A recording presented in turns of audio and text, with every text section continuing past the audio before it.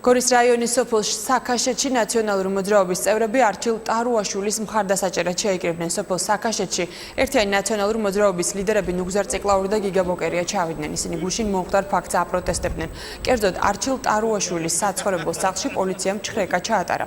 ტარუაშვილი ერთიანი ნაციონალური მოძრაობის კოორდინატორია. პარტიის ოფისში საცხოვრებელ სახლში და პარტიის ოფისში გამართულ ჩხრეკასთან დაკავშირებით ნაციონალური მოძრაობის წევრების განცხადებით ეს აღნიშნული მოქმედება მხოლოდ აქტივისტის დაშინებას ემსახურებოდა.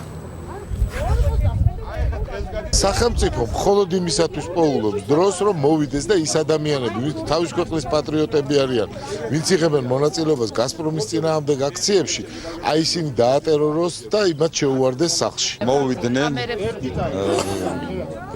გაჩხრიკეს ყველაფერი, ვერაფერი ვერ იპოვეს და წავიდნენ რა, უბრალოდ დაშინების მიზნით მოვიდნენ. მე ეგრე მგონია. აი ამ მავნებლობით დაკავდნენ, რომ საათების განმავლობაში აქ ცდილობდნენ რაღაცა იარაღის პოვას, რომელიც ვერ იპოვეს, რა თქმა უნდა.